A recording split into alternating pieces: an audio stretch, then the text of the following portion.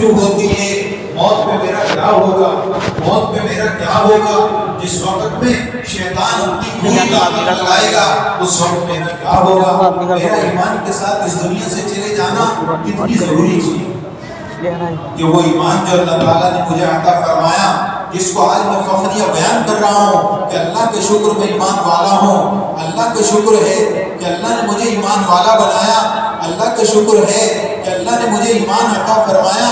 وہ ایمان میرے بھائیوں دوستوں بزرگوں جو سب سے بڑی دولت اللہ تعالیٰ نے مجھے دی، وہ موت کے وقت جب میری موت کا وقت آئے تو اس دنیا سے جب میری واپسی ہو رہی ہو تو اس وقت وہ ایمان میرے ساتھ چلا جائے۔ تو یہ کتنا اہم مسئلہ ہے، یہ کتنی ضروری چیز ہے، لیکن میرے بھائیوں اگر اس سے غفلت ہے، اگر اس کے بارے میں سستی ہے، اگر اس کی یاد نہیں آتی، اس کو آدمی نہیں سوچتا تو پھر فکر کی چیز ہے۔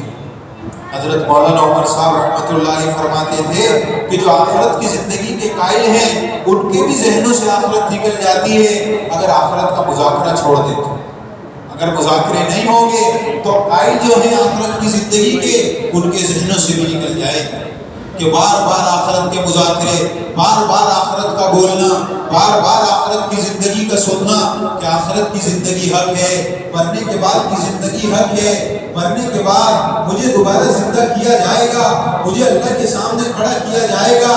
وہ سارے کے سارے سوال و جوابات جو بتائے گئے وہ اللہ تعالیٰ جل شانہ کے سامنے مجھے کھڑا ہونا ہے اور مجھے ان سوالوں کے جوابات دینے ہیں۔ موت سے مسئلہ شروع ہو جائے گا، موت کے وقت سے مسئلہ شروع ہو جائے گا۔ میرے بھائیوں دوستوں بزرگوں کتنے لوگ ایسے ہوں گے، حضرت شیخ نے لکھا کہ تعجب ان پر نہیں ہے جن کی زندگیاں مندروں میں اور گرجا گھروں میں گزری، وہ کل قیامت کے روز کفار کے صف میں کھڑے ہوں گے۔ تعجب تو ان پر ہے جن کی زندگیاں مسجدوں میں گزری ہوں گی اور وہ کل قیامت کے روز کفار کے صف میں کھڑے ہوں گے۔ میرے بھائیوں دوستوں بزرگوں اس بات کو سن کر جتنا رویا جائے اتنا کم ہے، اس بات کو سن کر رویا جائے۔ ہم پڑھتے ہیں فضائل کی کتابوں میں فَامْتَازُوا الْيَوْمَ أَيُّهَا الْمُجْرِمُونَ، ایک آیت ہے جس کے بارے میں فرمایا میرے بھائیوں دوستوں بزرگوں اے مجرمین آج فرما برداروں سے الگ ہو جاؤ۔ جب قیامت کے روز یہ اعلان ہوگا تو وہ میرے بھائیوں دوستوں بزرگوں ساری رات ایک صاحب نے اسی آیت کو پڑھتے پڑھتے گزار دی۔ وَامْتَازُوا الْيَوْمَ أَيُّهَا الْمُجْرِمُونَ وَامْتَازُوا الْيَوْمَ أَيُّهَا الْمُجْرِمُونَ وَامْتَازُوا الْيَوْمَ أَيُّهَا الْمُجْرِمُونَ۔ حضرت شیخ نے لکھا کہ اس کو پڑھ کر جتنا رویا جائے اتنا کم ہے کہ نہ جانے اپنا معاملہ کہاں ہوگا۔ میرے بھائیوں دوستوں بزرگوں حضرات صحابہ رضی اللہ تعالیٰ عنہ جن کے مقام اتنے اعلیٰ، اللہ کے نبی صلی اللہ علیہ وسلم جو مخبر صادق ہیں، جو سچی خبر دینے والے، انہوں نے سچی خبریں جن صحابہ کے بارے میں دی ہیں۔ حضرت ابوبکر صدیق رضی اللہ تعالیٰ عنہ کی جنت کے 8 دروازوں سے بلاوے کی خوشخبری وہ حضرت نبی پاک علیہ السلام نے دی ہے۔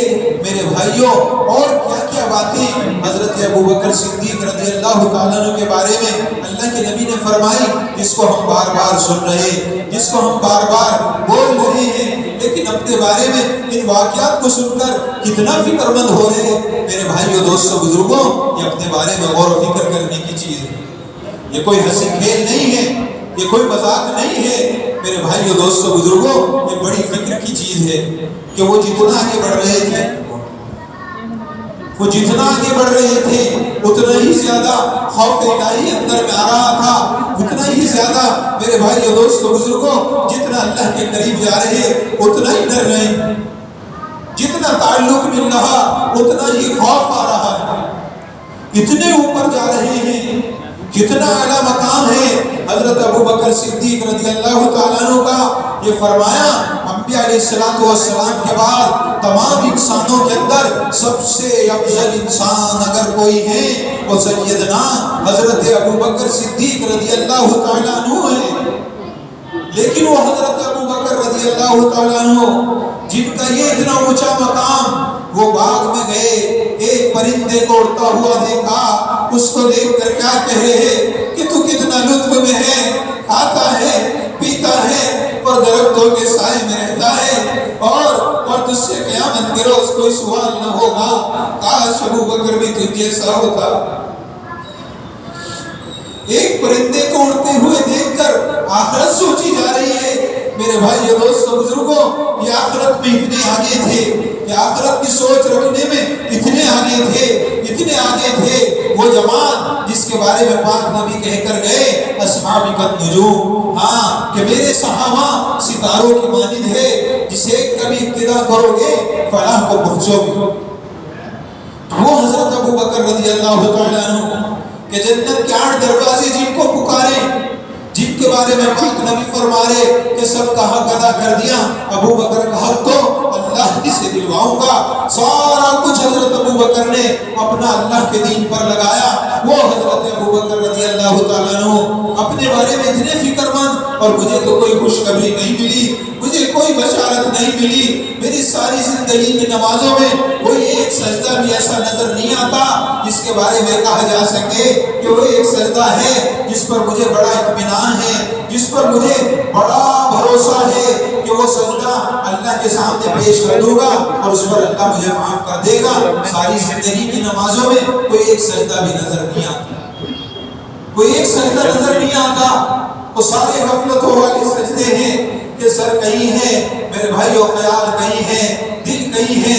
ये तो हमारे सजदों का हाल है, ये तो हमारे सजदों का हाल है। ये फिक्र मकसूद है, हमारे अंदर एक फिक्र पैदा हो जाए, हम भी अपनी आखिरत को सामने रखकर चलने वाले बन जाएं कि वो इतनी बड़ी बशारत मिलने वाला आदमी वो मुतमईन नहीं हो रहा। वो हजरत उमर रज़ियल्लाहु तआला अन्हु जिनके बारे में पाक नबी ने फरमाया कि मेरे भाइयों दोस्तों बुजुर्गों कि अगर मेरे बाद कोई नबी होता तो उमर होता। ये सारा वो मजमा है जो इन वाक़यात को बयान करता है, ये वो मजमा है जो इन वाक़यात को बयान करने वाला है। लेकिन मेरे भाइयों दोस्तों बुजुर्गों, इन वाक़यात को बयान कर देना और इन वाक़यात को सुन लेना काफी नहीं है। ये वाक़यात तो आईने की तरह से हैं, ये तो एक आईना है। इन वाक़यात पर अपने आप को परवाह करें, इन वाक़यात पर अपने आप को जांचा करें, इन वाक़यात पर अपने आप को देखा करें कि मैं कहां तक अभी पहुंचा हूं, मैं आखिरत की फिक्र में अभी कहां हूं। क्या सुबह मेरी और क्या मेरी शाम, क्या मेरे भाइयों दोस्तों बुजुर्गों, हाँ जिनकी बुनियाद जो अल्लाह को नहीं मानते, जो अल्लाह के नबी को नहीं मानते, उनकी भी सुबह की वही बुनियादें और हमारी भी सुबह की वही बुनियादें। उनकी भी वही सुबह, हमारी भी वही सुबह, उनकी भी वही शाम, हमारी भी वही शाम, उनकी भी वही दोपहर, हमारी भी वही दोपहर, उनकी भी वही जिंदगी, हमारी भी वही जिंदगी। फिर फर्क क्या है? फिर फर्क क्या है? नहीं मेरे भाइयों दोस्तों बुजुर्गों, तेरी जुदा पसंद है, मेरी जुदा पसंद है। कहने वालों ने क्या खूब कहा कि तेरी जुदा पसंद है, मेरी जुदा पसंद है, तुझे खुदी पसंद है, मुझे खुदा पसंद है। नहीं नहीं मेरे भाइयों दोस्तों बुजुर्गों, होंगी औरों की बुनियादें होंगी, लेकिन हमारी बुनियादें वो वाली बुनियादें होनी चाहिए जो हजरत सहाबा की बुनियादें। हमारी जिंदगी की बुनियादें वो हों जो हजरत सहाबा की बुनियादें थी। आज दुनिया के अंदर एक नारा लग रहा, आगे बढ़ो कामयाब हो जाओगे, आगे बढ़ो कामयाब हो जाओगे, आगे बढ़ो कामयाब हो जाओगे। लेकिन मेरे भाइयों दोस्तों बुजुर्गों, हमारे बड़े इसके बरात से एक नारा लगा रहे, और वो नारा क्या है कि पीछे हटो कामयाब हो जाओगे। तो ये क्या बात है, पीछे हटो कामयाब हो जाओगे, पीछे हटो कामयाब हो जाओगे। हाँ पीछे हटो, इतना पीछे हटो, इतना पीछे हटो, इतना पीछे हटो मेरे भाइयों दोस्तों बुजुर्गों कि हमारे नौजवान सहाबा के नौजवानों जैसे हो जाए, हमारे बूढ़े सहाबा के बूढ़ों जैसे हो जाए, हमारे बच्चे सहाबा के बच्चों जैसे हो जाएं, हमारी औरतें सहाबा की औरतों जैसी हो।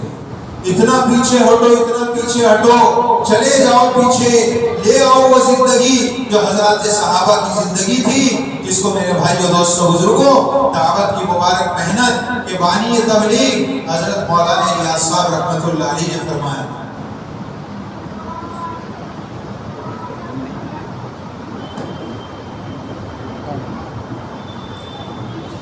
जब मालूम किया गया कि आप इस मेहनत से क्या चाहते हैं, फरमाया कि हम तो ये चाहते हैं कि अल्लाह के नबी सल्लल्लाहु अलैहि वसल्लम उम्मत को दीन की जिस सतह पर छोड़ कर गए थे, ये उम्मत दोबारा से उस सतह पर आ जाए। यानी मेहनत हुई کرنے کے بعد ایک جماعت تیار ہوئی اور ایک دین کی سطح تھی، ان کا کیا ایمان تھا، ان کی کیا نمازیں تھی، ان کا کیا علم تھا، ان کا کیا ذکر تھا، ان کا کیا اللہ کا دھیان تھا، ان کے کیا اخلاق تھے، ان کا کیا حق ادا کرنا تھا، ان کا کیا اخلاص تھا، ان کا کیا جان و مال کو اللہ کے دین پر اور اس مصرف پر خرچ کرنا جس پر اللہ نے بتایا۔ میرے بھائیو، دوستو، بزرگوں، وہ حضرت مولانا یوسف صاحب رحمۃ اللہ علیہ نے حیات الصحابہ کے اندر لکھا۔ جب ہم حیات الصحابہ پڑھیں گے تو ہمیں پتہ لگے گا کہ اللہ کے نبی صلی اللہ علیہ وسلم امت کو دین کی کون سی سطح پر چھوڑ کر گئے۔ جب ہم پڑھیں گے تو ہمارے سامنے آئے گا کہ صحابہ ایمان کے اعتبار سے کہاں تھے، صحابہ نمازوں کے اعتبار سے کہاں تھے، ان کا کیا ایمان تھا، ان کی کیا نمازیں تھی، ان کی کیا زندگی تھی۔ تو میرے بھائیو، دوستو، بزرگوں، اور آخرت کے بارے میں وہ کس قدر فکر مند تھے، یہاں تک کہ کہتے تھے کہ ہمارے عزائم اور ہمارے ارادے آخرت بنانے کے ہیں، دنیا بنانے کے ہمارے عزائم ہمارے ارادے ہیں ہی نہیں کہ کیا ہو رہا جان و مال کی قربانی کے راستے۔ میرے بھائیو، دوستو، بزرگوں، کیا چاہا جا رہا کہ آخرت بن جائے، آخرت بن جائے۔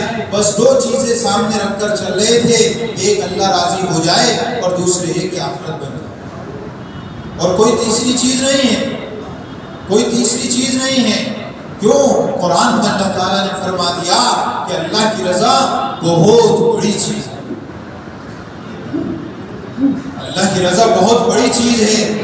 تو اللہ کو راضی کرنے کے لیے جو کچھ کرنا پڑا کر دیا، جو کچھ قربانی دینی پڑی دے دی، جو کچھ لگانا پڑا لگا دیا۔ میرے بھائیو، دوستو، بزرگوں، بس اللہ راضی ہو جائے، جو کچھ کرنا پڑا کر دیا۔ صرف یہ ذہن میں تھا کہ اللہ راضی ہو جائے، اللہ کو راضی کرنا ہے، اللہ کو راضی کرنا ہے اور ہماری آخرت بن جائے۔ اپنی آخرت کو بنانا ہے، ہمارے کسی قول سے، ہمارے کسی فعل سے ہماری آخرت نہ بگڑے۔ تو وہ درہ مارنے پر حضرت عمر رضی اللہ تعالیٰ عنہ، جن کا مقام اتنا اعلیٰ، جن کا مقام اتنا اونچا، وہ جب میرے بھائیوں، جس نے بدلہ لینے سے بھی انکار کر دیا، جس نے یوں کہہ دیا کہ ہم نے معاف کر دیا، اس کے باوجود بھی نماز پڑھ کر روئے اور رو کر یوں کہہ رہے کہ عمر، تو کل اپنے اللہ کو کیا جواب دے، کل کو اپنے اللہ کو کیا جواب دے؟ کہ دعوت کی مبارک محنت کے راستے سے یہی چیز چاہی جاتی ہے کہ دل بنانا مقصود ہے۔ سارے کے سارے انبیاء علیہ السلام جتنے بھی دنیا کے اندر آئے، میرے بھائیوں، دوستوں، بزرگوں، ان کی محنتوں کا جو مقصد تھا، ان کی محنت کا جو میدان تھا، وہ انسانوں کے دل تھے، کہ وہ آ کر لوگوں کے دلوں پر محنت کرتے تھے، کہ انسانوں کے دل ان کی محنت کا میدان، کہ محنت کی دلوں پر اور دلوں کا رخ پھیر دیا۔ کہاں پھیرا؟ چیزوں سے اعمال کی طرف، میرے بھائیوں، دوستوں، بزرگوں، دنیا سے آخرت کی طرف، اور اسی طریقے سے میرے بھائیوں، مخلوق سے خالق کی طرف پھیرا۔ کہ انبیاء علیہ السلام جو آتے تھے، آ کر جو محنت کرتے تھے، وہ یہی محنت کرتے کہ دلوں کا رخ دنیا سے آخرت کی طرف پھیرو، کیونکہ دل کا رخ جدھر ہوگا آدمی کا رخ ادھر ہو جائے۔ ابھی تو دلوں کا رخ دنیا کی طرف ہوا پڑا ہے، تو اس لیے ہمارے اوقات کے اندر بہت ساری گنجائشیں دنیا کے لیے نکلی ہوئی۔ دنیا کے لیے ہم بڑی سے بڑی قربانی دینے کے لیے تیار ہیں، دنیا کے لیے ہم بڑی سے بڑی، میرے بھائیوں، دوستوں، بزرگوں، قربانی دینے کے لیے تیار، اور بڑے سے بڑا نقشہ قائم کرنے کے لیے تیار ہیں۔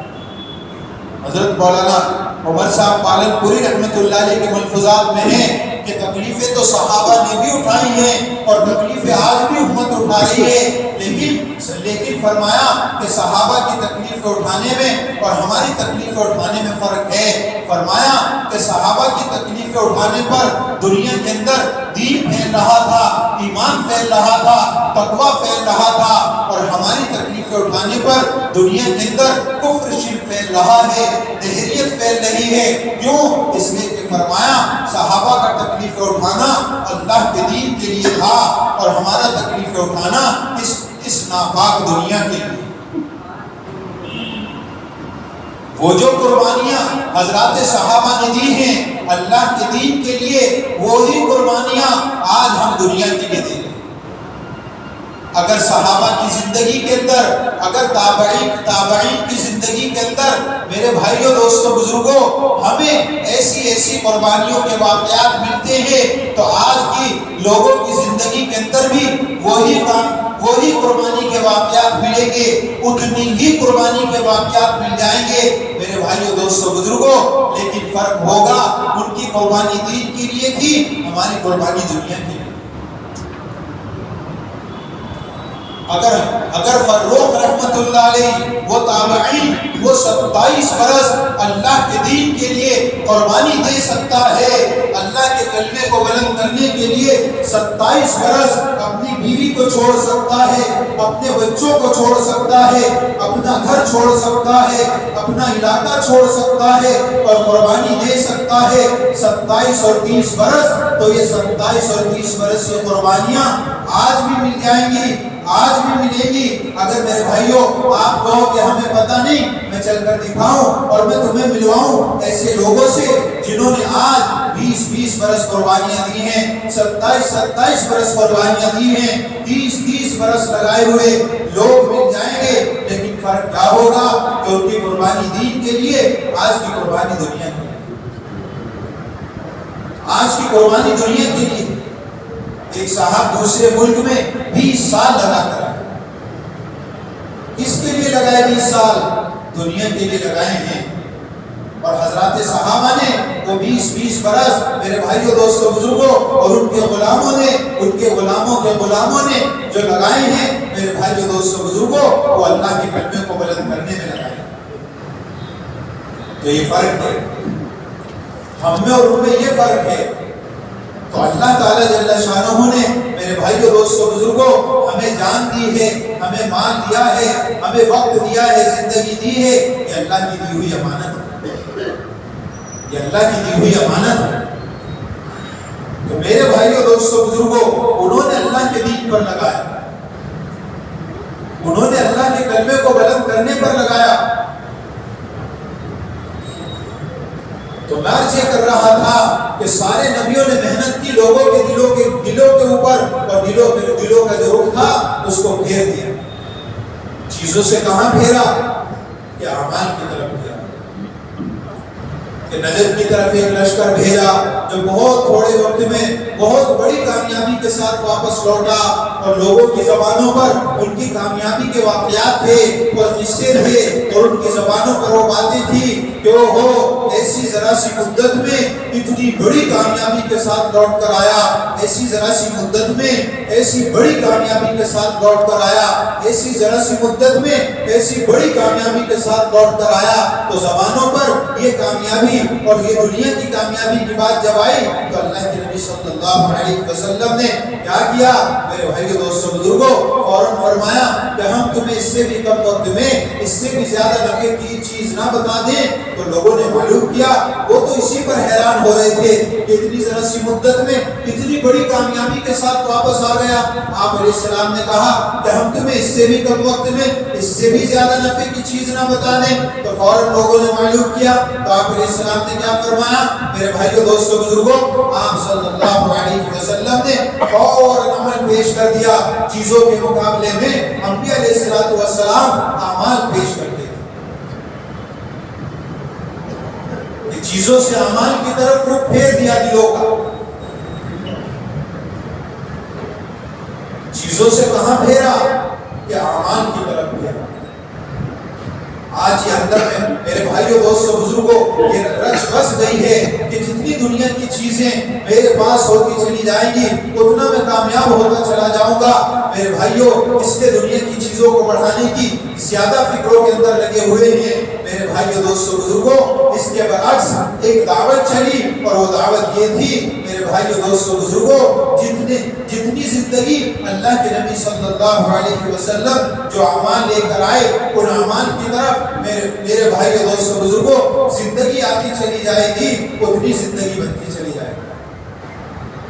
جتنے اللہ کے نبی صلی اللہ علیہ وسلم والے اعمال زندگیوں کے اندر آتے چلے جائیں گے، اتنی زندگی بنتی چلی جائے گی۔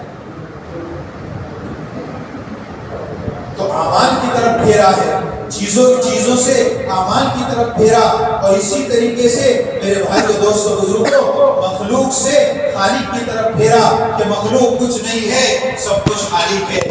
یہ دنیا کے اندر جتنا بھی کچھ نظر آ رہا یہ سارا کا سارا مخلوق ہے، اور مخلوق بنا محتاج ہی ہے۔ اس سے کچھ نہیں ہوتا، اس سے کچھ نہیں ہوتا، اس سے کچھ نہیں ہوتا۔ چیٹی سے لے کر جبرائیل علیہ السلام تک، قطرے سے لے کر سمندر تک، ذرے سے لے کر پہاڑ تک، یہ سارا کا سارا اللہ کا غیر ہے، اور اللہ کا غیر اللہ کے بغیر کچھ نہیں کر سکتا۔ اللہ اپنے غیر کے بغیر سب کچھ کرنے پر قادر ہے۔ عزت، ذلت، موت، حیات، کامیابی، ناکامی، پستی، بلندی، بیماری، شفا، گھٹانا، بڑھانا، یہ سارا کا سارا اللہ کے امر کن میں ہے۔ اگر اللہ نہ چاہے میرے بھائیو دوستو بزرگوں، کوئی کسی کو نقصان پہنچا نہیں سکتا، کوئی کسی کو نفع پہنچا نہیں سکتا اگر اللہ نہ چاہے۔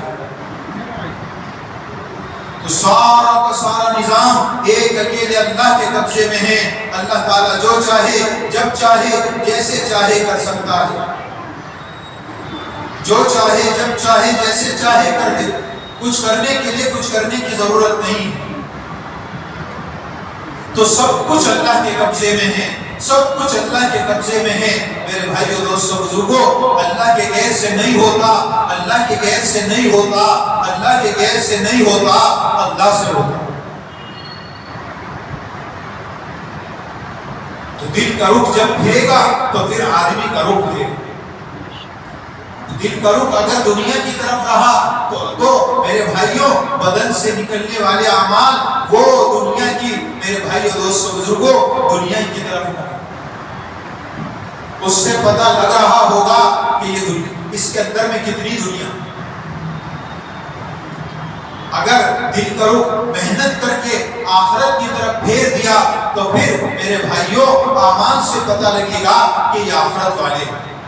جیسے حسن بصری رحمۃ اللہ علیہ کہ جتنے صحابہ سے ملے ان کے بارے میں یہ فرماتے ہیں کہ جس کو بھی دیکھا آخرت کے بارے میں فکر مند دیکھا، جس کو دیکھا آخرت کے بارے میں فکر مند دیکھا، جس کو دیکھا آخرت کے بارے میں فکر مند دیکھا، کہ ہر ایک اپنی آخرت کے بارے میں فکر مند۔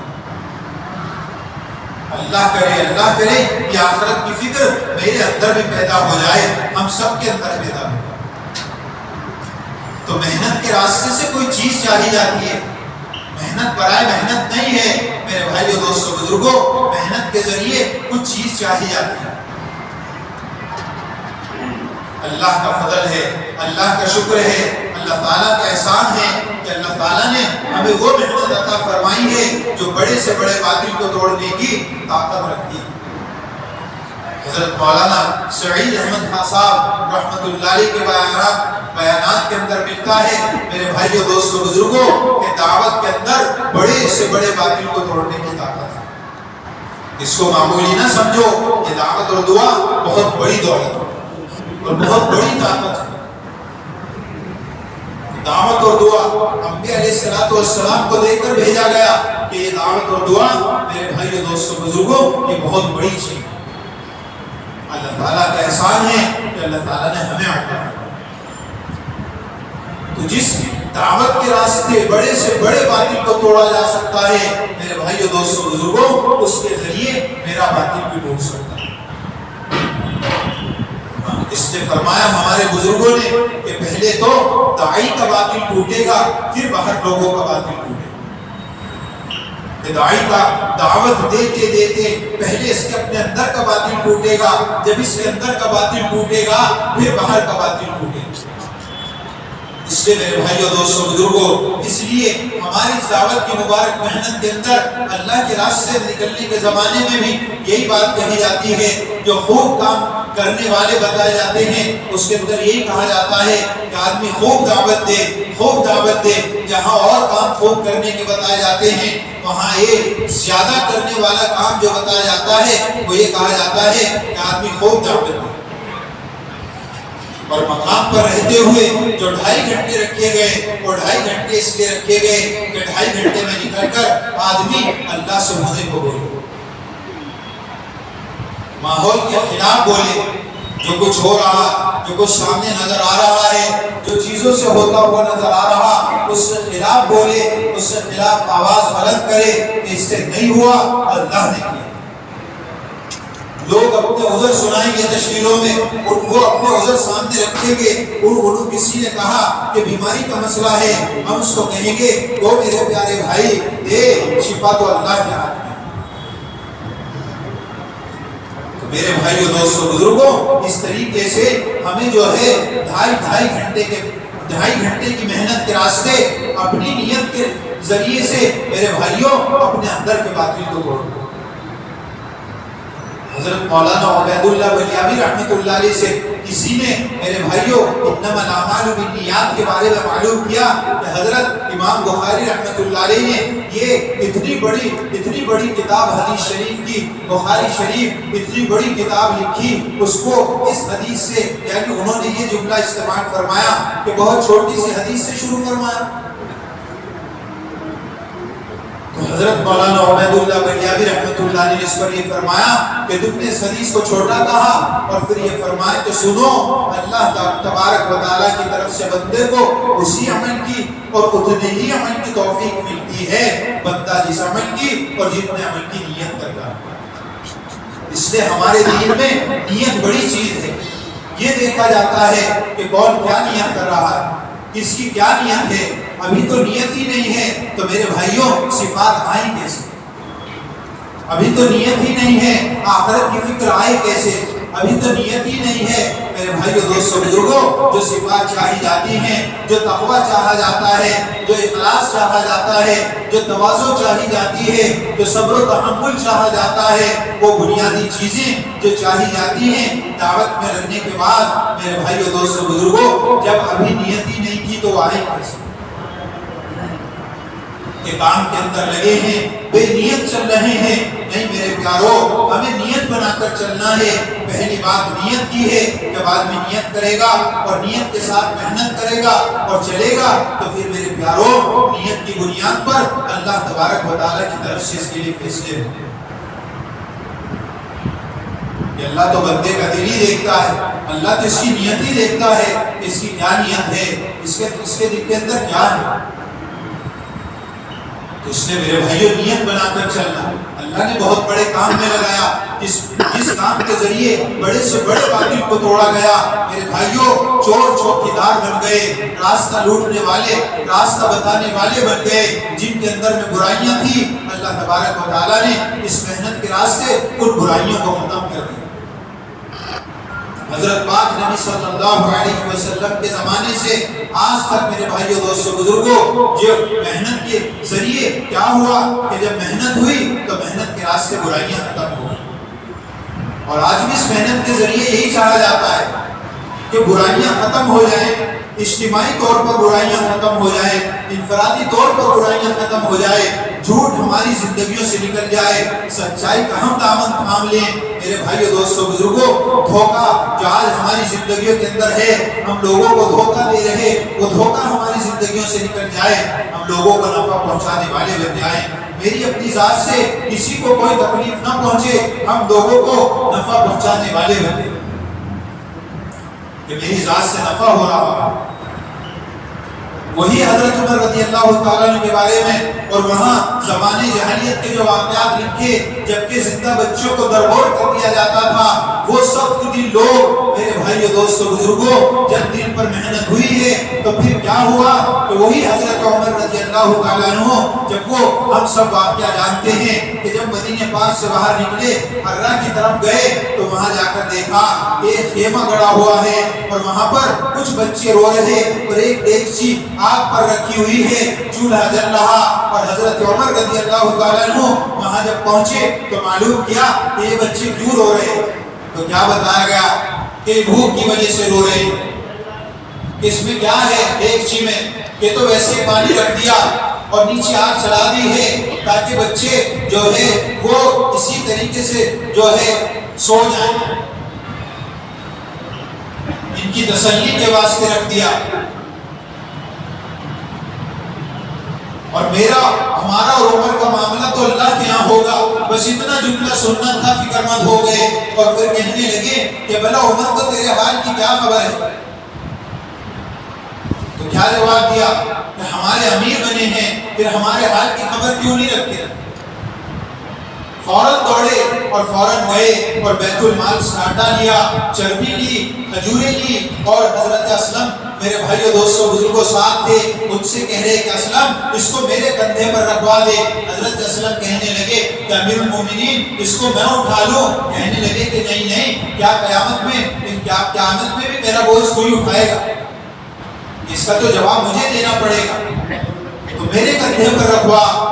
بار بار وہ اصرار کرتے رہے، حضرت عمر رضی اللہ تعالیٰ نے انکار کرتے رہے اور کہتے رہے کہ میرے کندھے پر رکھوا، اور کندھے پر رکھوایا اور دوڑے ہوئے گئے اور اس دیگچی کے اندر کچھ کھجوریں ڈال دی، کچھ چربی ڈال دی، کچھ میرے بھائیوں آٹا ڈال دیا اور وہ قریرہ سا تیار ہو گئے۔ اور حضرت اسلم یوں کہتے ہیں کہ حضرت عمر رضی اللہ تعالیٰ عنہ کی گنجان داڑھی سے دھواں نکلتے ہوئے میں اپنی آنکھوں سے دیکھ رہا تھا۔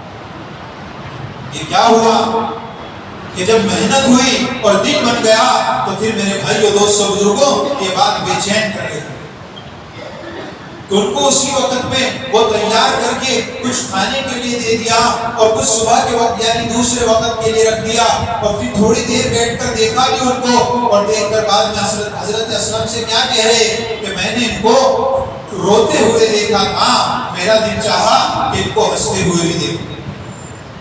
میرے بھائیوں محنت کے ذریعے سے صفات چاہی جاتی ہیں کہ ہمارے اندر بھی چیزیں پیدا ہو جائیں۔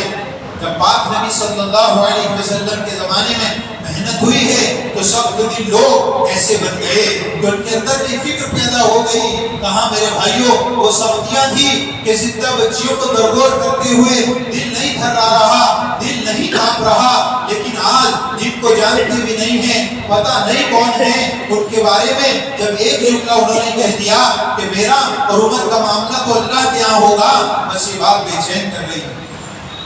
کئی تنہائی میں بیٹھ کر حضرت عمر رضی اللہ تعالیٰ عنہ روتے ہیں کہ اگر میری رعایا کے اندر کتا بھی پیاسا مر گیا تو پوچھ تو عمر سے ہوگی۔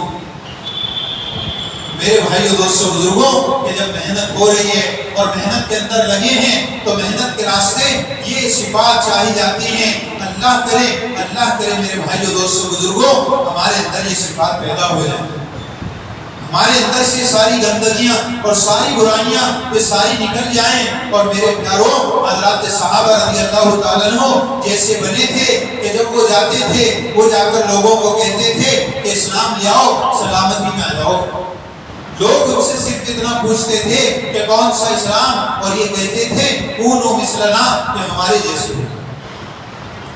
بس اتنا سا جملہ کہتے تھے کیونکہ وہ محنت ہوئی تھی، وہ محنت ہوئی تھی، وہ زندگیاں بنی تھی، وہ زندگیاں بنی تھی، وہ ماحول قائم ہوا تھا کہ میرے بھائیوں لکھنے والوں نے لکھا ہے اور کہنے والوں نے کہا ہے کہ 2 یا 3 ہفتوں میں جو وفود اور جو جماعتیں مدینہ پاک کے اندر آتے تھے 2 یا 3 ہفتے کے اندر پوری دین کی سمجھ حاصل کر کے واپس ہو جاتے تھے۔ کیوں؟ صرف آتے تھے اور آ کر معلوم کرتے تھے کہ ہمیں کیا کرنا۔ ان سے کہا جاتا کہ یہ جو عمل کر رہے، یہ جس طرح زندگی گزار رہے، بس تمہیں بھی اسی طرح زندگی گزارنی ہے۔ ان کو دیکھتے تھے ان کی صبح کیسی ہے، ان کی شام کیسی ہے، ان کا رات کا اٹھنا کیسا، ان کا اللہ کے سامنے کھڑا ہونا کیسا، ان کا قرآن کی تلاوت کرنا کیسا، ان کا اللہ کرنا کیسا ہے، ان کا میرے بھائیوں دوستوں بزرگوں آپس کے معاملات اخلاق کیسے ہیں، ان کا آپس کے اندر ایک دوسرے کے ساتھ اخلاق کیسے ہیں، وہ دیکھتے تھے اور دین کی سمجھ حاصل کر کے واپس ہو جاتے تھے۔ جن کے بارے میں یہ کہا گیا کہ تو دنیا کے اندر دیکھے گا کہ زمین پر چلتی پھرتی اللہ کی کتاب ہے، کہ جو کچھ قرآن پاک میں ہے وہ ان کی زندگیوں میں میرے بھائیو دوستو بزرگوں مل جائے گا۔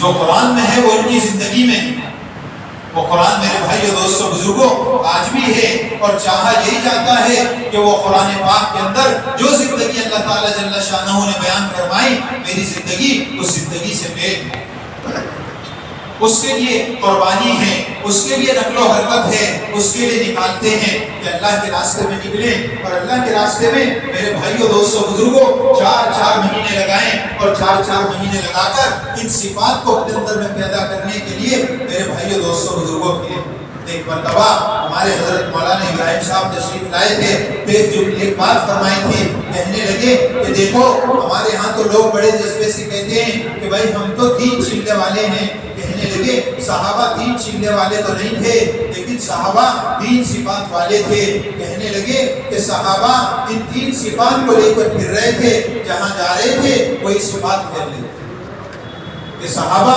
ایمان کو لے کر پھر رہے تھے، اور صحابہ اعمال کو لے کر پھر رہے تھے، اور صحابہ اخلاص کو لے کر پھر رہے تھے، جہاں جا رہے تھے وہی چیزیں پھیل رہی تھی۔ اس لیے میرے بھائیو دوستو بزرگوں ہم بھی نیتیں کریں، ہم بھی ارادے کریں، اللہ تعالیٰ جل شانہ نے ہمیں بھی ایک زندگی عطا فرمائی، ہمیں بھی جان و مال عطا فرمایا، اور ہماری جان و مال کو اللہ نے جنت کے بدلے خریدا ہے، نہ جان ہماری ہے نہ مال ہمارا۔ ہمیں بہت بڑا دھوکہ لگا کہ جان میری ہے، مال میرا ہے، نہ جان ہماری نہ مال ہمارا۔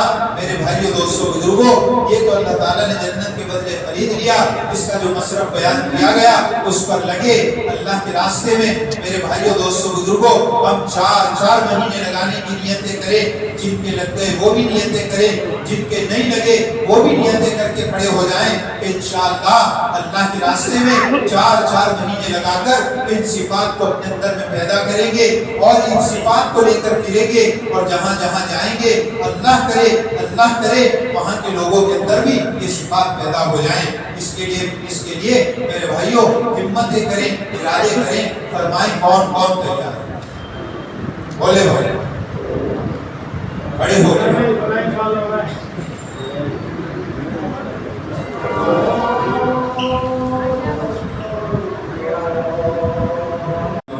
چھٹی نہیں ہے۔ ایک تو بات یہ ہے کہ جو جماعتیں ہم نے لکھوائی ہیں انشاءاللہ ان کو اپنی مسجد وار جماعت کے مشوروں میں سب ساتھیوں کے سامنے سنائیں، اور ان جماعتوں کو بنانے کی فکر کریں، سب ساتھیوں کے سامنے بات رکھیں کہ یہ جماعت ہم نے لکھوائی ہے اور انشاءاللہ یہ جماعت بنانی ہے۔ جنہوں نے ابھی تک کوئی نیت نہیں کی، عشاء کی نماز کے بعد جو ہمارے حلقے لگتے ہیں، حلقوں کے اندر اس کی فکر کی جائے کہ ہماری ہر مسجد سے جماعت بنے، کیسے بنے اس کی ترتیبیں قائم کریں مشوروں سے، اور مسجدوں کے مشوروں کے اندر یعنی نیت کر کے اپنی مسجد کے مشوروں میں اپنے ساتھیوں کے سامنے رکھیں کہ بھئی ہم نے جماعت لکھوائی ہے، انشاءاللہ پوری طاقت لگائیں گے اس جماعت کو بنانے میں۔ مہینے بھر کے اندر کوئی تاریخ طے کر لیں، اور پوری مسجد وار جماعت کو اس پر فکر مند کر کے اگر ہم صبح شام محنت کرنا شروع کر دیں گے تو کوئی مشکل بات نہیں ہے جماعت بنانا۔ اگر ہم دل پر لے لیں 10 12 15 20 ساتھی ہوتے ہیں مشوروں کے اندر ہمارے، تو اگر یہ دل پر لے لیں تو کوئی مشکل چیز نہیں ہے۔ مہینے بھر کی تاریخ طے کر کے محنت شروع کر دیں، اللہ تعالیٰ سے راتوں کو مانگے، ٹھیک ہے بھائی۔ اپنی مسجد وار جماعت کے اعمال، ہم یہاں آئے تو یہاں سے خالی ہاتھ نہیں جانا، یہاں سے کچھ فکر لے کر جانا۔ اپنے گھروں پر، اپنے محلوں میں، اپنے حلقوں میں جب ہم لوٹیں گے تو ہم فکریں لے کر لوٹیں۔ یہ جو 5 اعمال ہیں ہمارے، ہم ان کے اندر آگے بڑھ رہے ہیں۔ مشورہ روزانہ کا پابندی کے ساتھ، ہم فکروں کے ساتھ مشورہ کریں۔ ہمارا مشورہ فکروں والا مشورہ ہونا چاہیے، بے فکری والا مشورہ نہیں ہونا چاہیے کہ ساتھی مشورے کے اندر بیٹھے بے فکر بیٹھے ہوئے ہیں۔ کوئی ادھر، ایسا نہیں، بلکہ ہمارا پورا مشورہ فکروں والا مشورہ ہونا چاہیے. اس کے اندر فکریں ہو رہی ہوں اپنی ذات سے لے کر پورے عالم کی، اپنا محلہ، اپنا علاقہ، جو بھی تقاضے ہوں. اسی طریقے سے اپنے گھروں کی تعلیم کا اہتمام. جتنے ساتھی بیٹھے ہوئے ہیں یہ تو کم سے کم اس کی نیت کریں کہ انشاءاللہ ہم تو اپنے گھروں کے اندر جا کر گھر کی تعلیم کا اہتمام کریں گے، پابندی سے تعلیم کریں گے. ہماری تعلیم نہیں چھوٹے گی. روزانہ جس طرح کھانا، روزانہ جس طرح آرام، اسی طریقے سے روزانہ گھر کی تعلیم. یہ میری زندگی کا ایک روزانہ کا ہے. اپنے گھروں میں تعلیم کریں گے، اپنی مسجدوں کی تعلیم کے اندر شریک رہیں گے. وہ میری تعلیم ہے تو مسجد کی تعلیم کے اندر، گھر کی تعلیم کے اندر، دونوں تعلیموں کے اندر جم کر بیٹھنا. جو آداب بتائے جاتے ہیں ان کی رعایت کے ساتھ ہم اپنی دونوں تعلیموں کے اندر اہتمام سے بیٹھیں. اسی طریقے سے روزانہ 2.5 گھنٹے، روزانہ 2.5 گھنٹے جو ترتیب بتائی جاتی ہے. تفاصیل ہمارے بڑے، جو ہمارے جوڑ ہوتے ہیں 2 مہینے والے، اس کے اندر ہمارے بڑے آتے ہیں، ہمارے بڑے بتاتے ہوئے کس طریقے سے 2.5 گھنٹے لگانے ہیں. تو اسی طریقے سے ہمیں وہ 2.5 گھنٹے لگانے ہیں. 2.5 گھنٹے ہم لگانے کی نیت کریں.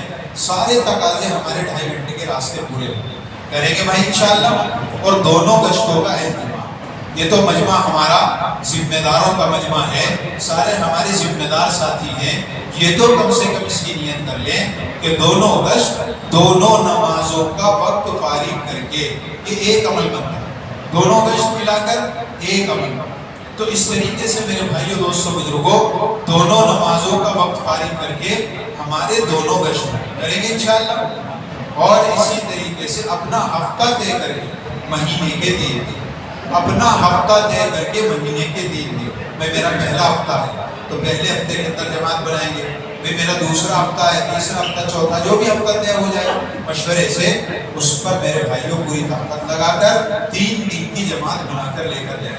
ایسا بھی نہیں ہونا چاہیے کہ سارے ذمہ دار ساتھی ایک ہی جماعت بنا کر چلے گئے. ذمہ داروں کو تقسیم کرنا ہے اور 2-4 اس کے اندر پرانے ہو گئے، 5-7 نئے ہو گئے، 10-12 کی جماعت بنا کر روانہ کر دی. اس طریقے سے میرے بھائیوں، دوستوں، بزرگوں، ہمیں 3 دن کی جماعتیں بنائیں.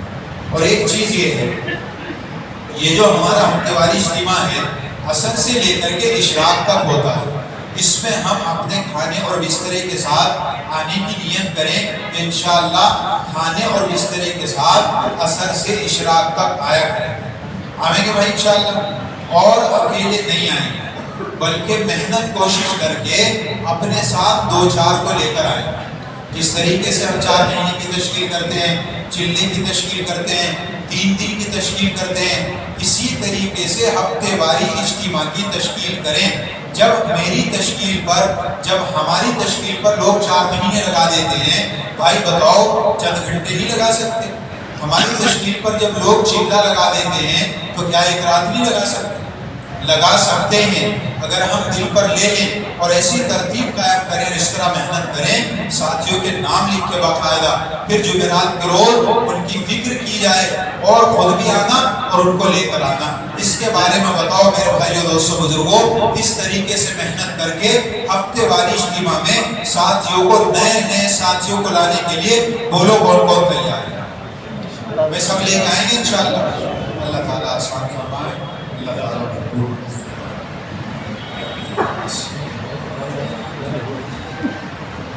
اللهم لك الحمد كما انت محمود وصل على محمد كما انت محمود وافعل بنا ما انت محمود انك انت التواب المغفرة. ربنا آتنا في الدنيا حسنة وفي الآخرة حسنة وقنا عذاب النار. ربنا ظلمنا أنفسنا وإن لم تغفر لنا وترحمنا لنكونن من الخاسرين. ربنا لا تزغ قلوبنا بعد إذ هديتنا وهب لنا من لدنك رحمة إنك أنت الوهاب. رب اجعلني مقيم الصلاة ومن ذريتي ربنا وتقبل دعاء. ربنا اغفر لي ولوالدي وللمؤمنين يوم يقوم الحساب. اللهم إنا نسألك من خير ما سألك من نبيك محمد صلی اللہ علیہ وسلم ونعوذ بک من شر ما استعاذک من نبیک محمد صلی اللہ علیہ وسلم وانت المستعان وعلیک البلاغ ولا حول ولا قوة الا باللہ العلی العظیم اللہم انا قلوبنا ونواسینا ونواحنا بیدک لم تملكنا منها شيئا فإذا فعلت ذلك بنا فكن أنت ولينا واهدنا إلى سواء السبيل اے اللہ ہم سب کے گناہوں کو معاف فرما یا اللہ ہم سب کی خطایا سے درگزر فرما اے اللہ دن کے اجالے رات کے اندھیرے جان کر انجانے صغیرہ کبیرہ اے اللہ جس قسم کے بھی گناہ ہوئے ہم آج معافی کی بھیک مانگتے ہیں اے اللہ ہم سب کو معاف فرما دے پوری امت کی طرف سے ہم معافی کی بھیک مانگتے ہیں اے اللہ پوری امت کو معاف فرما دے اے اللہ پوری امت کو معاف فرما دے اے اللہ امت کے حال پر رحم فرما امت کے حال پر رحم فرما دے امت کی بگڑی بنا دے امت کی ڈوبتی نیا کو پار لگا دے اے بے سہاروں کے سہارے ہمارا سہارا بن جا تیرے سوا اے اللہ کوئی نہیں ہے کہاں جائیں اور اے اللہ تیرے سوا کون ہے جس نے یہ وعدہ کیا ہو کہ تم مجھ سے دعائیں کرو میں قبول کروں گا آپ ہی نے وعدہ کیا ہے اور آپ ہی کے سامنے اے اللہ ہم نے ہاتھ اٹھائے ہیں کہ آپ ہمارے ہاتھوں کو خالی نہیں لوٹائیں گے اے اللہ اس میں کوئی شک نہیں ہے ہم نے بڑی بری حرکتیں کی ہیں اے اللہ بڑی کرتوتیں کی ہیں اے اللہ ہمیں معاف کر دے ہمیں معاف کر دے اے اللہ اگر تو نے ہمیں معاف کر دیا اے اللہ تیرے نبی کو بڑی خوشی ہوگی اے اللہ اگر تو نے معاف نہ کیا اے اللہ تیرے نبی کو بڑی تکلیف ہوگی اپنے نبی کو تکلیف سے بچانے کی خاطر ہمیں معاف کر دے ہمارے پاس کوئی عمل نہیں ہے جو پیش کر کے تجھے اس عمل کا واسطہ دے سکے اے اللہ تیرے نبی کے ساتھ نسبت جڑی ہوئی ہے تجھے اس نسبت کا واسطہ معاف فرما دے اے اللہ ہمیں معاف کر دے اے اللہ ہمیں معاف کر دے اے اللہ امت کے جملہ مسائل کو حل فرما دے امت کی بے دینی کو دین سے بدل دے امت کی بے دینی کو دین سے